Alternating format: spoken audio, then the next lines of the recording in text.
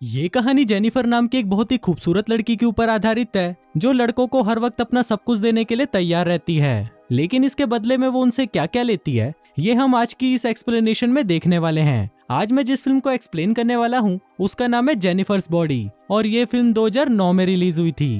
कहानी शुरू होती है और हम नीडी नाम की एक लड़की को देखते हैं जो कि एक पागल खाने में कैद होती है। तभी उसके पास उस पागल खाने की नर्स आती है और उसे खाना खाने के लिए पूछने लगती है, पर तभी नीडी उस नर्स के पिछवाड़े पर एक जोर से लात मारती है और उसको दूर फेंक देती है। उसी समय वहाँ पर 2 सिक्योरिटी गार्ड आते हैं और नीडी को उठाकर एक सेल में बंद कर देते हैं। अब यहाँ पर नीडी हम व्यूअर्स को बताने लगती है कि मैं भी कभी नॉर्मल हुआ करती थी। इसके बाद कहानी सीधा फ्लैशबैक में जाती है और हम एक टाउन को देखते हैं जिसका नाम होता है डेविल्स कैटल। दरअसल इस टाउन का नाम वहाँ पर एक झरने की वजह से पड़ा था जिसका पानी एक बड़े से गड्ढे में जाता था, और उस गड्ढे का पानी कहाँ जाता था ये किसी को भी नहीं पता। वहाँ पर बहुत सारे साइंटिस्ट उसमें अलग अलग चीजें डालकर पता लगाने की कोशिश करते थे कि वो चीजें कहाँ पर जाती हैं, पर कोई भी इस बारे में पता नहीं लगा पाता। अगले सीन में हम जेनिफर नाम की एक खूबसूरत लड़की को देखते हैं जो कि कॉलेज की हेड चीयर लीडर होती है। जेनिफर अपने कॉलेज की सबसे सुंदर और कॉन्फिडेंट लड़की थी। और वहीं हम जेनिफर की बेस्ट फ्रेंड नीडी को भी देखते हैं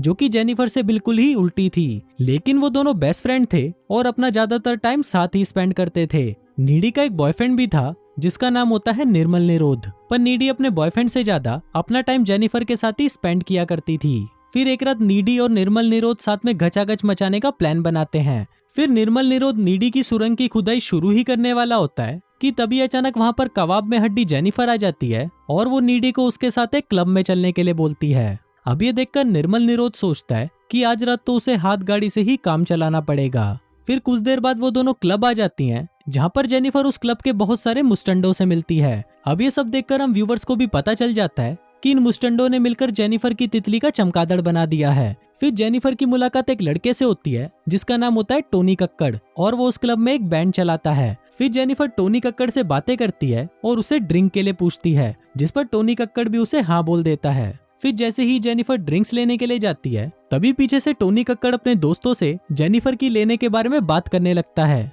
वहीं टोनी कक्कड़ की सारी बातें नीडी सुन लेती है और फिर नीडी भागकर जेनिफर के पास आती है और उसे बोलती है कि टोनी कक्कड़ भड़वा है और तुम उसे अपनी प्यारी तितली मत देना। पर जेनिफर नीडी की बातों पर बिल्कुल भी ध्यान नहीं देती और वो टोनी कक्कड़ का परफॉर्मेंस देखने के लिए चली जाती है। अब उसकी परफॉर्मेंस शुरू होने के कुछ टाइम बाद ही उस क्लब में आग लग जाती है और चारों तरफ भगदड़ मच जाती है। सभी लोग वहां से बाहर निकलने के लिए भाग रहे होते हैं और इस भगदड़ में बहुत सारे लोग कुचले भी जाते हैं।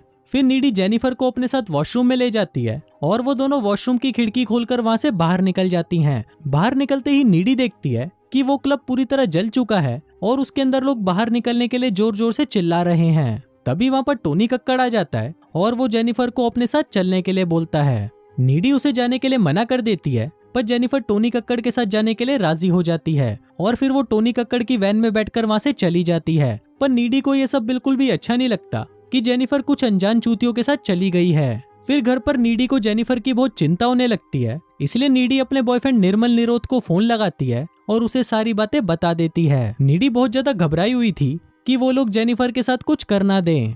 तभी नीडी के दरवाजे पर कोई नॉक करता है और नीडी देखने के लिए नीचे चली जाती है। फिर वो जैसे ही दरवाजा खोलती है तो वो देखती है कि वहाँ पर कोई नहीं होता। फिर वो दरवाजा बंद करके वहाँ से जाने ही लगती है कि तभी उसको नीचे के रूम से किसी की आवाज आने लगती है। फिर नीडी उस रूम के अंदर जाती है तो वो देखती है कि वहाँ पर जेनिफर खड़ी है और उसके पूरे शरीर पर खून लगा हुआ है। इसके बाद जेनिफर नीडी का फ्रिज खोलती है और उसमें से कच्चा मांस निकालकर खाने लगती है। अब नीडी जेनिफर को देखकर बहुत डर जाती है और उससे बात करने की कोशिश करती है, पर जेनिफर वहाँ पर काफी डरावनी आवाजें निकालने लगती है और फिर वो अपने मुंह से कोई काला लिक्विड निकालकर वहाँ से चली जाती है। फिर अगली सुबह कॉलेज में नीडी जेनिफर और कल रात के बारे में सोच ही रही होती है कि तभी वहाँ पर जेनिफर आ जाती है जो बिल्कुल ठीक लग रही थी। अब नीडी जेनिफर से कल रात के बारे में बात करने लगती है, पर तभी वहाँ पर प्रोफेसर चूतड़मल आ जाते हैं और पिछली रात क्लब में मरे हुए लोगों के बारे में बात करने लगते हैं। वहीं जेनिफर प्रोफेसर चूतड़मल की बातें सुनकर हंसने लगती है, जो कि नीडी को काफी अजीब लग रहा था।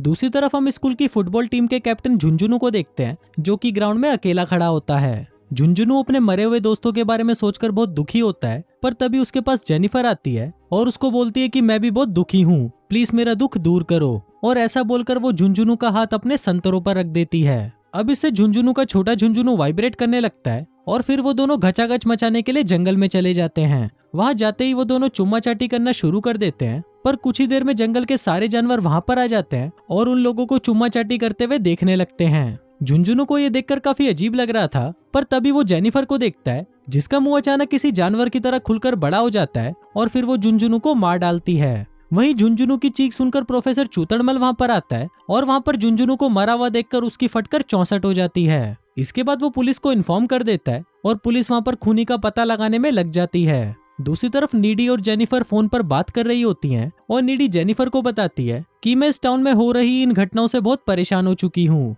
पर वहीं जेनिफर को इन सब बातों से कोई फर्क नहीं पड़ता और वो बातें करते हुए एक लाइटर से अपनी जीप को जला देती है। पर तभी हम देखते हैं कि उसकी जीप कुछ ही सेकंड में वापस नॉर्मल हो जाती है, जिसको देखकर हम व्यूवर्स को पता चलता है कि जेनिफर के साथ कुछ तो अजीब हो रहा है। अगले दिन कॉलेज में तैमूर नाम का एक स्टूडेंट जेनिफर के पास आता है और उसको साथ में डेट पर चलने के लिए पूछता है। वहीं जेनिफर भी तैमूर को हाँ बोल देती है और उसे आज रात को अपने घर पर बुलाती है और कहती है कि मैं अपना पता तुमको मैसेज कर दूंगी। फिर रात को जब तैमूर उस एड्रेस पर पहुंचता है तो वो देखता है कि वो बिल्डिंग पूरी तरह सुनसान है और वहां पर बहुत अंधेरा है। तभी जेनिफर वहां पर आती है और तैमूर के पास आकर उसे किस करने लगती है। इसी दौरान तैमूर नोटिस करता है कि जेनिफर की आंखों का कलर चेंज हो रहा है। अब ये देखकर तैमूर डर जाता है और वहां से भागने की कोशिश करता है, पर उसी वक्त जेनिफर तैमूर पर हमला कर देती है और उसे मारकर खा जाती है। दूसरी तरफ हम नीडी को देखते हैं जो कि अपने बॉयफ्रेंड के साथ पलंग तोड़ रही होती है, लेकिन तभी वहां पर उसको जेनिफर दिखाई देती है जिसको देखकर वो काफी ज्यादा डर जाती है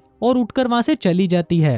नीडी कार ड्राइव करके अपने घर जा रही होती है, पर तभी रास्ते में उसे जेनिफर दिखाई देती है जो उसके कार के ऊपर जंप करती है। अब ये सब देखकर नीडी की भी फटकर 64 हो जाती है और वो घर आकर रोने लगती है। इसके बाद वो जैसे ही अपने रूम में जाती है तो वो देखती है कि जेनिफर वहीं पर है। फिर जेनिफर नीडी के पास आती है और उसे रिझाने की कोशिश करने लगती है। फिर वो दोनों चुम्मा चाटी करना शुरू कर देते हैं, पर नीडी को दो सुरंगों को आपस में रगड़ने में कोई इंटरेस्ट नहीं था, इसलिए वो जेनिफर को आगे का प्रोसेस करने से रोक देती है। वहीं ये सब देखकर हम व्यूवर्स का भी मूड खराब हो जाता है क्योंकि मेन काम तो रुक ही गया था। इसके बाद जेनिफर नीडी को उस रात के बारे में बताती है जिस रात क्लब में आग लगी थी। यहाँ पर हमें पता चलता है कि उस रात टोनी कक्कड़ जेनिफर को उसी झरने के पास लेकर गया था और वहाँ पर टोनी कक्कड़ और उसका बैंड सक्सेस पाने के लिए शैतान को जेनिफर की बलि देने वाले थे। फिर वहाँ पर टोनी कक्कड़ जेनिफर से पूछता है कि क्या तुम सील पैक हो। अब जेनिफर काफी डरी हुई थी, इसलिए वो झूठ बोल देती है कि हाँ मैं सील पैक हूँ। इसके बाद टोनी कक्कड़ जेनिफर के पेट में चाकू मार देता है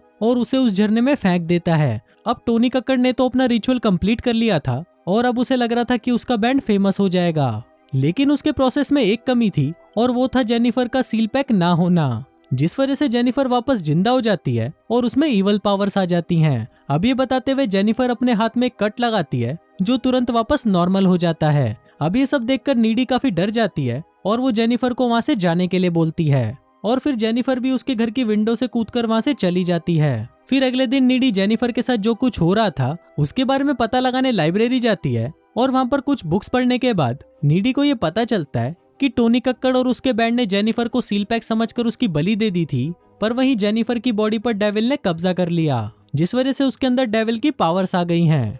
यहाँ पर नीडी को ये भी पता चलता है कि अगर जेनिफर को सुंदर रहना है तो उसे इंसानों को मारकर खाते रहना होगा और जेनिफर को मारने का एक ही तरीका है उसके दिल पर वार करना।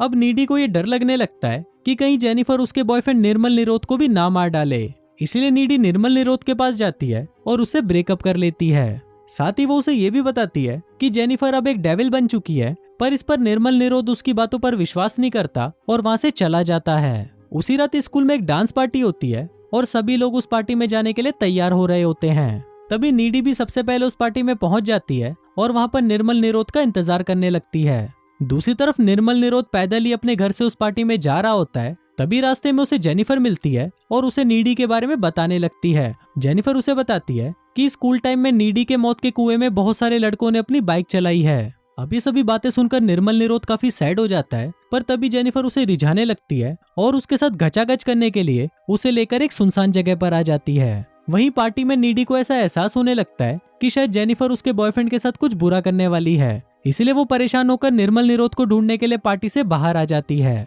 दूसरी तरफ जेनिफर निर्मल के साथ घचाघच करने की कोशिश करती है, पर तभी निर्मल उसे बताता है कि वो अभी भी नीडी से बहुत प्यार करता है। अब इस बात से गुस्सा होकर जेनिफर निर्मल को पानी में गिरा देती है और उसको मारने के लिए उसके पास आने लगती है। पर तभी वहाँ पर नीडी आ जाती है और अब जेनिफर उन दोनों को ही मारने की कोशिश करती है। फिर लड़ाई के दौरान निर्मल निरोध की वहीं मौत हो जाती है और जेनिफर वहाँ से भाग जाती है। अब नीडी को निर्मल निरोध की मौत से बहुत दुख होता है और अगले ही सीन में नीडी जेनिफर के घर पर जाकर उस पर हमला कर देती है। वहाँ उन दोनों में काफी लड़ाई होती है, जिस दौरान जेनिफर नीडी के कंधे पर काट लेती है, जिसके बाद नीडी जेनिफर के दिल पर वार करती है और उसे मार डालती है। फिर कुछ देर बाद जेनिफर की मॉम वहाँ पर आती है और वो नीडी को जेनिफर को मारते हुए देख लेती है। अब जेनिफर के खून के इल्जाम में नीडी को एक मेंटल हॉस्पिटल में भेज दिया जाता है। अब यहाँ से फिल्म वापस प्रेजेंट में आती है और हम देखते हैं कि जब लड़ाई के दौरान जेनिफर ने नीडी के कंधे पर काटा था, तभी नीडी के अंदर भी वो सारी शैतानी शक्तियां आ गई थी। इसके बाद नीडी उस जेल को तोड़कर वहाँ से बाहर आ जाती है